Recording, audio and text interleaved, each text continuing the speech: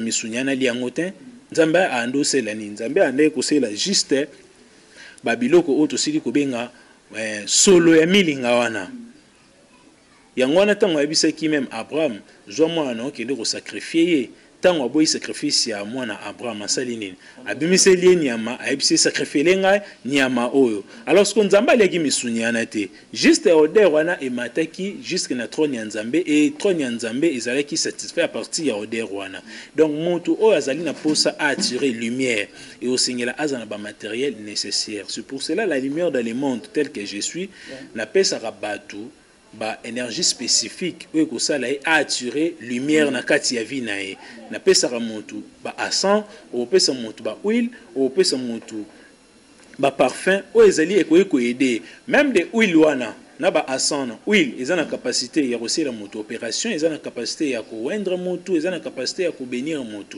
so ozui même ata asan asizana capacité ya ko benga na esprit mabe asizana capacité pe ya ko attirer lo makambo bien asin ko aider pe aussi na exorcisme donc même aussi des pentacles o ezali pe ezali très important pour na mutu asila ko utiliser mais voilà ozala pratique o pesa ye akende ko utiliser.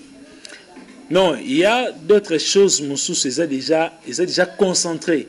Monta yango kaka alati yango, mais juste à quoi activer ka fouanae. Donc, faut dire que tant que na sombi par exemple bag oh pour na msusu et denga la protection na ngai. Le fait déjà qu'il y a cette conviction là na katia cerveau na et directement action comme maman ko se manifester. Mais il y a aussi d'autres assants et d'autres choses Moussou kopé sa mutu mezo singela ça la rituel, mais il y en a aussi d'autres au mutu a ça rituel te. Salomon papa na David a concentré qui est na huile. A wendre qui est na huile où les alliés ba rituel les alliés plus mystérieux alors ba pasteur au ndo le biana ba pasteur au ba comprendre makambo ba approcher ka biso et biso c'est là bango ba concentration to pesi bango ba ki au produit ba miracle na kati ya ba religion na bango mais ba o ba comprendre makambo tinde ba zotika la ba ignorant mais bah oh déjà bah comprendre ma cambo bah dire que la spiritualité existe mon nzambe mais le chica pardon vraiment ah ouais c'est eux ko porter pasteur pour les oyo so ke na ba église okuta banda na mwasi na yetina sima kuna pasteur ko ici c'est que bah uta ah va que c'est bon kuna bah pouvoir rebeller au ba sali la raizali bah pouvoir ba maître spirituel ne ba pesa bango pour ba kende ko produire ba énergie ba zali ko produire ana eza la politique moko ba rolingate yoyeba que le roi ezali malamu ako diaboliser yango arochelo yango père tala le roi ba sataniser même ba combo des termes comme occulte sur lui ka ngane na zaba nazo occultiste wana ndoki wana sorcier oh occulte c'est ni ko juste secret et ko juste mabombani donc ils ont allé même très loin à inventer même des démons de contrôle il y a pas de démons de contrôle qui existent alors ce qu'il faut c'est un outil nécessaire pour provoquer entité ana aya Rosala ce qu'on a ba asan na ba huile o yoko pelisa na ba non o yoko banda kotanga directement archange Gabriel a okoma mama esclave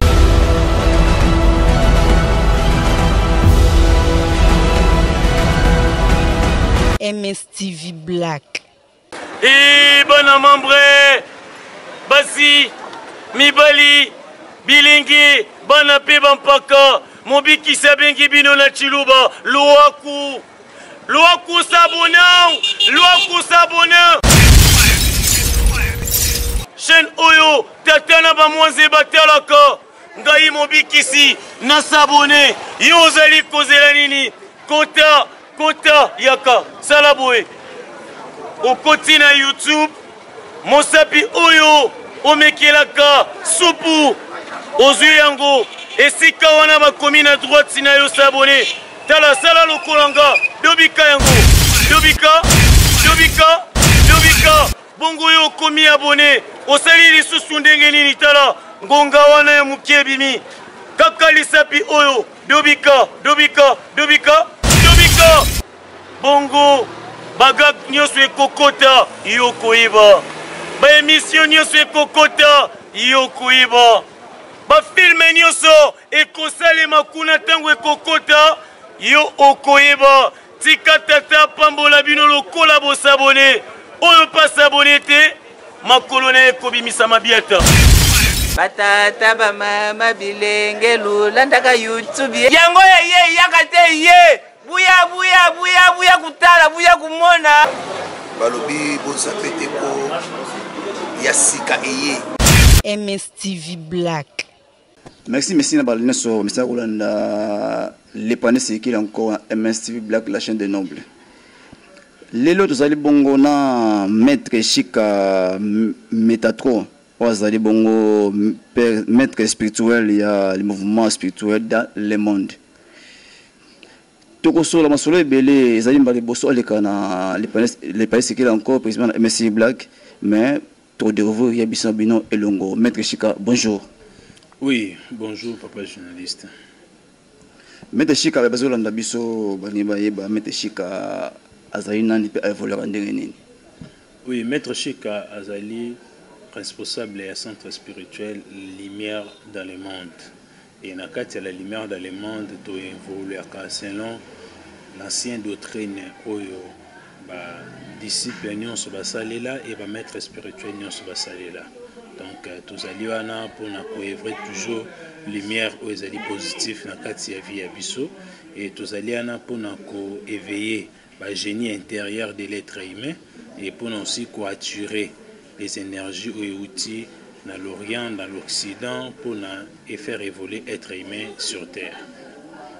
Pourquoi kaka au se basé na mouvement spirituel la lumière dans le monde? La lumière dans le monde, ils allaient premièrement dans le univers local. Lumière, ils allaient l'élément le plus rapide dans le système Nabiso.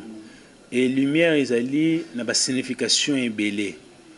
Et tant qu'on a une ordre, c'est parce que il y avait un extraterrestre à visiter Kingaï. Et même jusqu'à trône, il y a Archange Métatron. Et Archange Métatron a fait lumière et lumière en a pour transmettre un pas à bateau. Et c'est pour cela même aussi centre et joue toujours comme il y a lumière. C'est comme on a Métatron, c'est qu'on pratique Archange Métatron. Donc combo il y a lumière. Non, Métatron. Et combo il y a Métatron. Oui, combo il y a Métatron est incarné en autant on a Archange Métatron. Maître Chika, aux allez bongo, maître spirituel, mouvement spirituel, la lumière dans le monde. Est-ce que vous voulez pas mon moko, selon Pakala, et puis mon coquille, n'a qu'un sans un angaito, Kakabouya, Mamoko, Zamalobelio, au sein de mon mouvement. Était histoire d'Angaï, ils allaient un peu moins bizarre par rapport à la naissance jusqu'à qu'il y ait un collabo. D'ailleurs, on a 4 ventre et pas à maman, on a salaïna nous 10 mois et des semaines. C'est déjà un peu significatif et pas à initier. Et dans Coco là, j'ai eu aussi à parcourir chez d'autres maîtres spirituels. Et ça c'est qu'il y a un bima qui boit. Donc na kenaki, na mona il peut consulter peut mettre mon sous ou tout évoluer qui na ba ngopé na ba domaine mon sous. Et après cela, on a un Archange Métatron de la mission. Donc tout ça, on a qui peut mettre c'était tous des préparatoires. On a toujours dans le cas de préparatoire pour atteindre l'objectif. Parce que na biso on va mettre écouter na Archange Métatron ndenge ni ya kotesa ba moment mosindo on est qui mystère wa ndenge ni vraiment. Oui, le mystère wana c'est déjà écrit dans déjà un livre ils allaient livre illuminé déjà na commis histoire wana nyonso. Il y avait un bon jour na qui na commis na Maluku et après avoir kokende ko joa petite frère na biso mo ya suka ils allaient les 2014 à 14h. Les na ko joa petit frère na biso uta ki côté à Équateur manœuvre ya causer la asila koya nde singele na ngai na sala un photo ton na sali un photo na zaki na disciple na ngai comment les gires pour l'instant ça déjà na Afrique d'ici et yatikalaki esprit moko ya animé ngai nekindi na route mo zaki un peu serpentueux comme ça avec Matiti et ton na komo kindi je vis une manifestation surnaturelle donc il y a secours volant et atterrir sur terre, il y avait un être à apparaître qui a abimaki et être ana tant dans quoi avancer pas c'était un être lumineux. Donc cette lumière là c'est inexplicable. Donc c'était en 2014 les 14 à 14h. Ndé na mona manifestation et et que ça là que être wana azaki trop lumineux et lumière nazo le visa lumière biso to penser c'est lumière très fort et inexplicable et au fur et à mesure quand je m'approche vers être luminaire en même temps comme un géant en même temps comme un mokuse en même temps comme un géant et en même temps comme un mokuse mais est-ce que pour Moïse peut écouter na moto mais malgré Moïse malgré comment ça peut pas quoi ça qui non mais banque même mais yo au monde pour banquer ni le pour banquer alors tant on a déjà que poussana j'étais déjà animé à un esprit où est déjà positif et animé qui ngai poussinga et tant on a poussana qui j'avais hyper tant on a poussana ce que être ana qui n'avait pas vraiment aussi des formes exactes j'ai attendu seulement sa voix où il ngai fils de l'homme n'est pas père tant il y a mission na essayer nini et coquille. Et à partir de cela, nous avons côté na Katia Merkaba et vu qu'il y a transporté il pas Archange Métatron et Archange Métatron d'ailleurs singa a renseigné ngai makambo eza na Katia Mokili na makambo eza non na Katia Mokili. Merci vraiment mon nom le Vix makambo yango vraiment donc toujours continuer toujours na émission na Maître Chika Métatron. On besoin d'abord ma parcours muké ya Maître Chika. Tout le bien vu que mouvement le mouvement spirituel la lumière dans le monde mbalamoko na sujet la lumière pourquoi la lumière et les moments est très positif d'ailleurs ma première être au nzamba salaki bazaki ba luminé tant toujours ba première être ils allaient groupement ya ba Adam bazaki ba être moko luminé c'est parce que na kati na bango bazalaki na beauté féminine na beauté masculine. Donc, il y a tous les beautés dans ma casse. Être tout ça qui est déjà éliminé. Alors, tant que être, il y a la désobéissance. Et il y a être quitté sur terre. Alors, tant que être quitté sur terre, partie où il y a qui illuminé na biso, et qui invisible. Ou comme le biso invisible. Moi, tout le monde a physiquement boé, et on rentre biso invisible. Alors, cette énergie où ils allaient invisible. Alors, pour nous repérer un vrai sens, l'énergie luminée.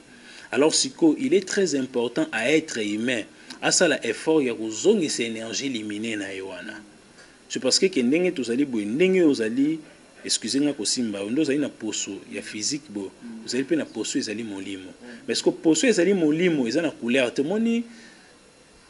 Moi, n'engé pas ça abisso. Tout ça la couleur autre définie exactement moïté. Mais moi, c'est juste les lumières. Ils allaient n'engé mo repéna accent biso totika na yango. Donc être humain des azali bazali na partie luminée na et la lumière dans le monde et ça est fort. Il repère ça monto ba pratique dans lequel que monto donc sa partie luminée na yana pour monto à vivre éternel.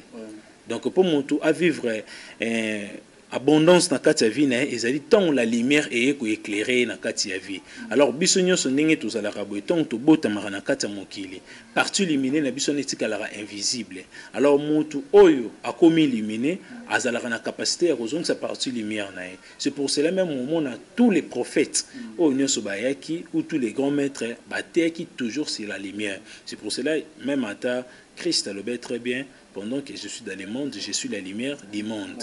Donc, la lumière, est un élément très important. Et nous tous, nous sommes d'éliminer. Donc, c'est pour cela, au monde, lumière, est une énergie positive pour tout autre humain.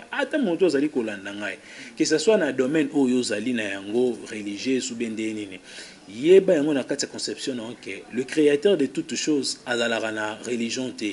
Oh, ko focaliser ka ke nzamba zara na religion oh so imutu olobo comprendre nzambe na kati ya religion o tika lo comprendre yete nzambe pour comprendre il faut qu'il y ait au-delà de religion. Or au-delà de religion c'est la spiritualité. Na kati ya spiritualité nous trouvons la lumière. Alors si ko moto nyonso ozali na ba confession religieuse mususu même ata moto azali athée et Seigneur là ba très bien que lumière âme frère nae donc neto benga bango na quelque part ba benga ba âme sœur ba quelque part ba benga bango ba ange gardien. Donc nos anges gardiens sont les éléments lumineux. Alors ce que cette lumière wana bazala toujours na posa to zonga biso na bango na communication ndenge tozalaki. Alors si ko mutu oyo azali luminé azali très important aïba très bien que ndenge azali wana pouvoir luminer ezali ko sala rôle moko très important na kati na ye et puis yo pe mutu azali ko landa ngai sala effort au sala que lumière oyo ezali invisible ou rendre yango visible na kati ya vie na yo. Mais ndeni ni ba rendre lumière aux visible et comment visible na vie ya moto. Donc c'est par là qu'on va dire et quels sont comment utiliser la lumière pour améliorer la vie quotidienne. Oui, la lumière ezali na ba forme ebelé o tokoki ko utiliser sur yango. La lumière ezali na ba forme ebelé. Alors, nous avons aussi des matériels nécessaires pour que l'homme a une évolution pour l'homme vinae et qui n'est na merveille. Alors tu reçois le rôle là, outil le rôle là, parfum, tu reçois outil le rôle là, encens, tu reçois outil le rôle là, huile. Ezali outil mo ezali très nécessaire que montu azala kana yango pour na attirer lumière. C'est parce que mystère ya odeur ezali. Dans le monde des esprits, tout le monde a des esprits qui évoluent. Dans le monde des esprits, ils ont des locaux à tirer à l'esprit. Ils ont odeur. Odeur, c'est l'oxygène par laquelle l'esprit va vivre dans le monde. C'est pour cela au monde à voir même dans les temps anciens, au monde à battre sacrifice et holocauste et mort comme azotier la nzambe. Nzambe ande ko zo misunyana liangotin, nzambe ando selani, nzambe ande ko sela juste babiloko oto sili ko benga solo ya milinga wana yango wana tango yebisaki même Abraham zwa mwana okende ko sacrifier tango aboyi sacrifice ya mwana Abraham asali nini abimiseli nyama ayebisi sacrifier ngai nyama oyo alors ce qu'on nzamba aleki misunyana te juste odeur wana emataki jusque na trône ya nzambe et trône ya nzambe ezalaki satisfait à partir ya odeur wana donc moto oyo azali na posa a attirer lumière et au singela azana ba matériel nécessaire. C'est pour cela la lumière dans le monde tel que je suis na pesa rabatu ba énergie spécifique oyo ko sala a attirer lumière na kati ya vie na ye na pesa ra moto ba encens o pesa moto ba huile o pesa moto ba parfum o ezali ko aider même des huiles wana na ba encens na huile ils ont la capacité ya rosser la moto opération ils ont la capacité ya ko wendre moto ils ont la capacité ya ko bénir moto so ozui même ata encens ils ont la capacité ya ko benga na esprit mabe ils ont la capacité ya ko attirer le makambo bien assez ko aider pe aussi na exorcisme donc même aussi des pentacles o ezali très important pour na moto assez la ko utiliser mais voilà aux la pratique au pesa ya akende ko utiliser. Non, il y a d'autres choses, Moussous, ils ont déjà concentré. Monto rezoya ngoka ka alati yango, mais juste à quoi activer ka foi nae. Donc faut ezali que tant abi que na sombi par exemple bag oyo pour na msusu et denga na protection na ngai. Le fait déjà qu'il y a cette conviction là na kati ya cerveau nae et directement action comme maman ko se manifester. Mais il y a aussi d'autres accents et d'autres choses Moussou ko pesa mutu mezo singela ça la rituel mais il y en a aussi d'autres oyo mutu a ça rituel té. Mais ebele so bazota la boye déjà ba mona que non te wana bango ba la science wana kuna de la musique ba approcher oté pour ba message de ce que le christianisme bilo oso akeda bete o c'est messi pas mo de chandelier wana atali boye ba si les ans de oba ngamba moko tu ebité pour na wana ni eux ça avec non ba tu wana ba na bangi te ba approcher bino. La première des choses ezali la sainte écriture babiloko nyoso tuzali koloba ezali nga na zamu taliboso te pe na inventango te nzambe tan azotinda les enfants d'Israël basé les sacerdoces basé les tabernacle azana ba utilo ayebise bango basé la asenga ki bango même ba pierre ya onyx o ezali pour l'instant pas na biso ezali moins difficile pour nous trouver yango mais ayebise ki bango ba trouver yango ayebise en roi trouver yango azalaki na ba matériel ayebise bango voir même na huile Salomon papa na David a concentré qui est na huile à Wendra qui est na huile où les alliés ba rituel les alliés plus mystérieux alors ba pasteur au ndo le biana ba pasteur au ba comprendre makambo ba approcher ka biso et biso c'est là bango ba concentration to pesi bango ba ki au produit ba miracle na kati ya ba religion na bango mais ba o ba comprendre makambo tinde bazotika la ba ignorant mais ba o déjà ba comprendre makambo ba bi que la spiritualité existe moni nzambe mais le chika pardon vraiment awa c'est ko pota pasteur pour le oyo so ke na ba église okuta banda na mwasi na yetina sima kuna pasteur ko ici c'est que ba uta va ke ko se kuna ba pouvoir rebelle o ba salela ka ezali ba pouvoir ba maître spirituel ne ba pesa bango pour ba kende ko produire ba énergie ba zali ko produire ana eza na politique moko ba rolingate yo yeba ke eloko wana ezali malamu akodiaboliser yango akotiela yango père tala le roi basataniser même bakombo des termes comme occulte so lui ka ngani na zaba nazo occultiste abima wana ndoki wana sorcier oh occulte c'est ni ko juste secret et que juste ma bombani. Donc ils ont allé même très loin à inventer même des démons, des démons de contrôle. Il n'y a pas de démons de contrôle qui existent. Il n'y a pas un être au azali démon qui vit dans le cosmos comme on a des démons de contrôle azalité. Mais ce sont seulement des démons qui va créer là-bas tout. Mais il y a des démons au azali ou ana permanent pour nous distraire tout. Et bazana ba combo na bango.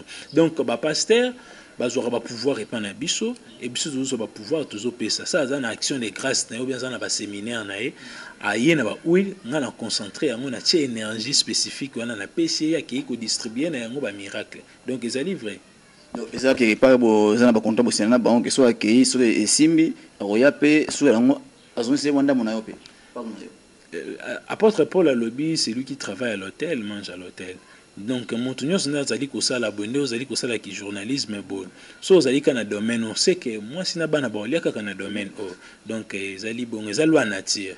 Merci vraiment pour comprendre biso vraiment to yé pour na ko panza sécurité mais tu nga tu ba ka vérité bo solo ezawapi. Pour ebele ti elo bazana na ironie moi on ezali pour bigeno cause la connaissance c'est ça beaucoup lié ndam déjà donc tout ça connaissance pour toyeba ebele bazaka kona balinganga ba miracle balinganga ba miracle parce que yozala yango yo connaissance yango faut ko créer yango mais de chika tout ce qui est cité déjà tout des épouses ali l'origine de la guérison exactement nini.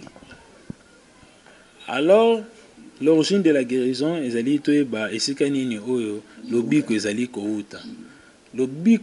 uta par une entité vivante, ou azali ko animer cosmos, puis azali ko animer les univers local. Alors cette énergie vivante là, na ba domaine ebele, côté msus babenge nzambe, vidi mukulu, côté msus babenge ala, côté msus babenge na ba appellation ebele to yebiana.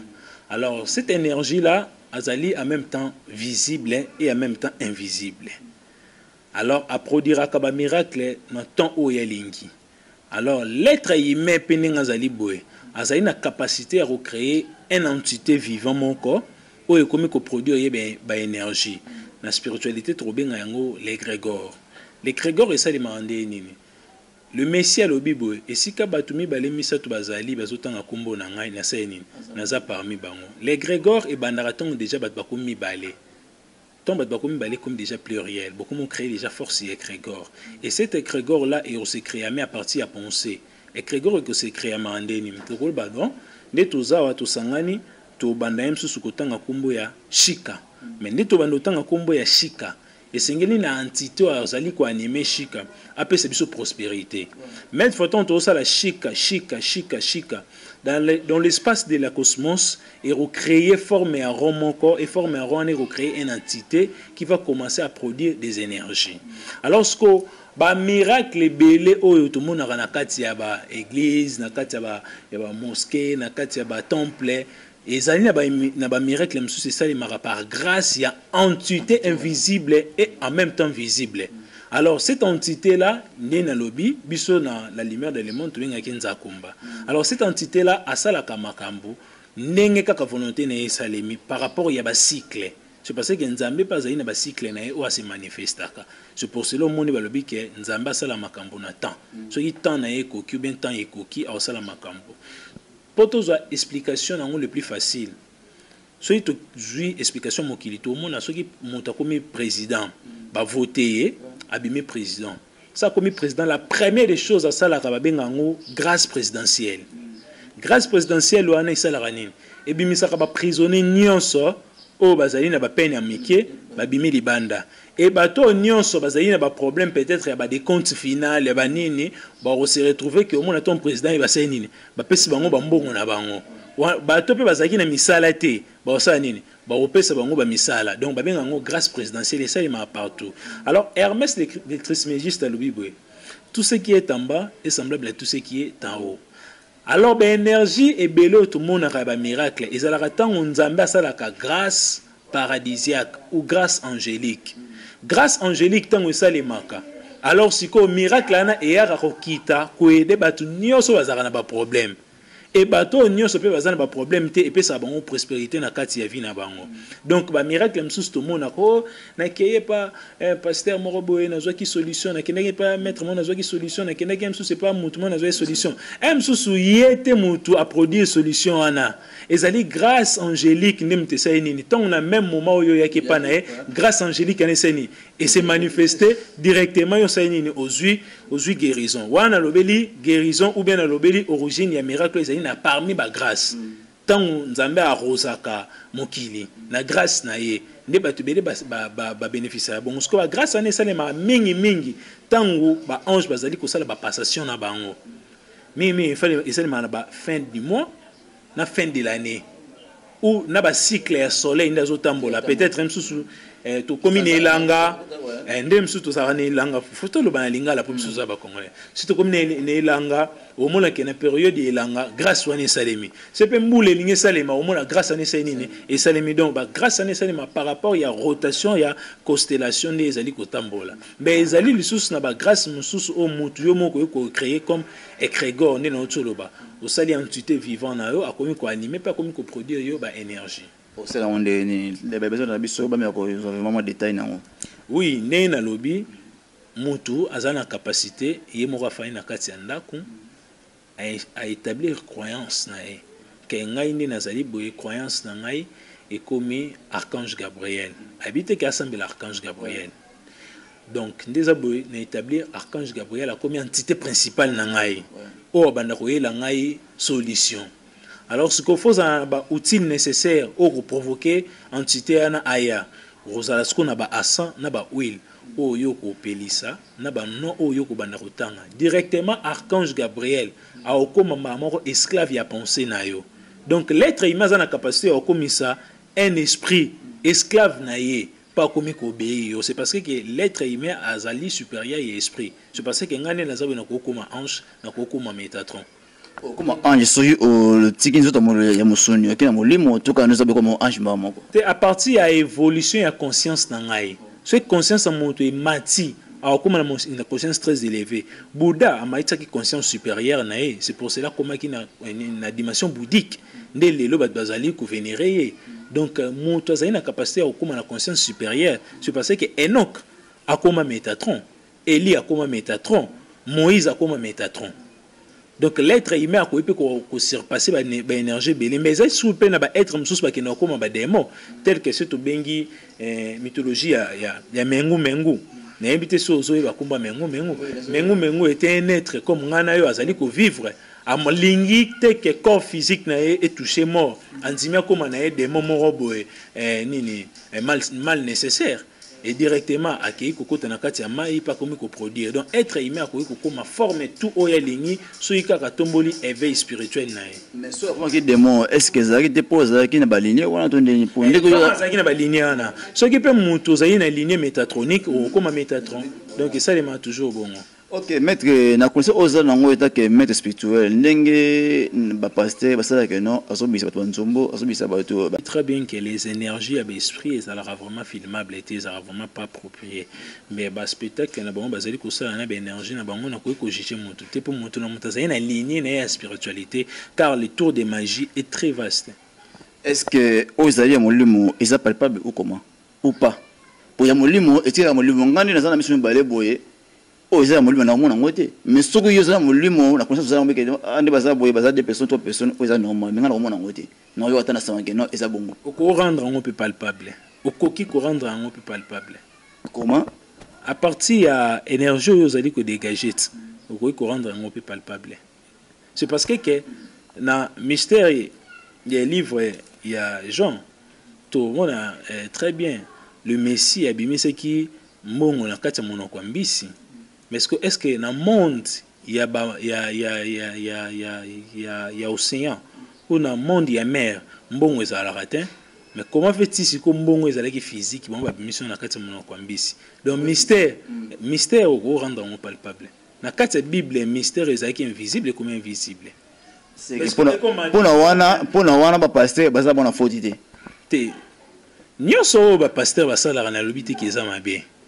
nyonso basalaka na bi te keza mabe. Donc mutu na mutu azali na ligne na azali kosalela. Donc mosusu ye ti abimisaki ngola ou abimisaki mbisi azali ayebi pourquoi rendre qui magie na palpable. Na yebi mais o nga na yebi na connaissance na nga na o ndenga na pratikaka ba travail occulte na nga na filma en te. Ok. C'est pratiquement possible caméra côté na service non maître mais pour na témoignage c'est la filmer et les kabamona nini o ko sala. Eta que un occultiste marambane za raté. C'est parce que tant où les messi abikisi mona o ala la pongi na liwa ebisi ba onil makambo ele kanya e malibandate. Jusqu'à nos jours remède ou asala kiana batikala pe ebisa batote. Il y a seulement des initiés, nous les initiés les toyebi ango. Merci maître Lelo oza na ba discipline yo. Oyebi ke lobby kuna okozala na vie physique okwa molimo ni otikela bango. Nazali kotikela l'humanité tout entière. Graine ya connaissance o nga bakene ko pesa ngai yango o nga azali kotikela. Enseignement o to pesa ezali enseignement pour na ba disciples bazali ba olanda biso na simate. C'est parce que ba disciples o tozana bango ezali ka ba les mêmes disciples au ba trahir biso pe ezali le même disciple au ba roloba mabe pona ba maître mais ba disciple au ba roya au ba moni biso te les ba disciples ba témoignage est bien et ça les ma bongo na tous les grands maîtres spirituels ils ont un maître mon côté de son vivant à vivre qui merveille azaki toujours trahir. Et après bateau siko ba mona qui était né ba ya ko rendre témoignage à partir bien c'est parce que tant on kene ko koma mettre en sansonné là on commence à révéler l'esprit na ye pas bateau msusu ba yeba qui était ça se fait comme ça dans la magie pour na yango ce total bien obi ke ba partir de ça ma a ezaka filmé mais sur obi que non lobby yo ozalate obi ni otikela ba discipline yo est-ce que makomi zali ou bon bazala ngo ata yo zalate ba ko sala pratique non pour que ba bazon a toujours la image na yo. Oui, les livres où ils allaient inspirer l'humanité tout entière. Ils allaient nature. Nature ils allaient déjà beaucoup moins infini. Et biso tous allaient comme registre ba histoire na biso pour nature et okufate. Ils allaient déjà na ba livre où na komaka et topé sa yango ba disciple ba tumsus pe ba zoka yango pour enseignement. Mais livre yanga imoko ekosila mukolo o ngana ontika corps physique mais ke ko adopter ba corps musus pour na yo sala sous incarnation. Merci à toi pour mettre moi les lobasuka pour les lots. Combien les ah ok c'est bon tu évolues.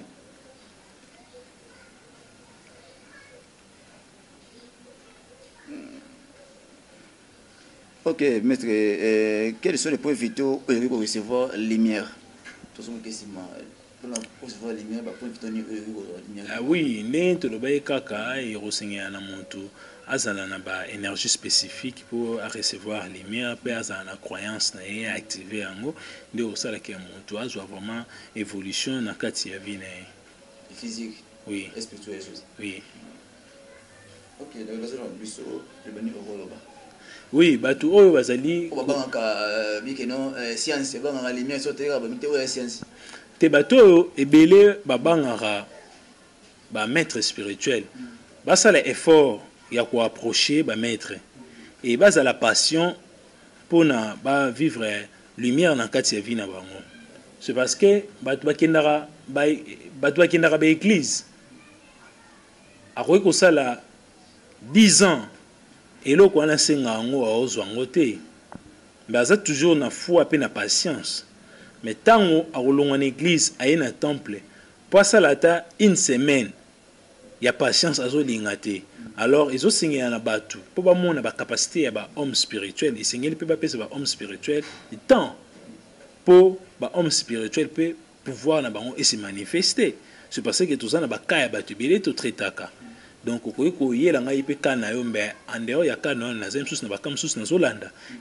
faut mettre à temps à disposer l'esprit pour l'andela yo.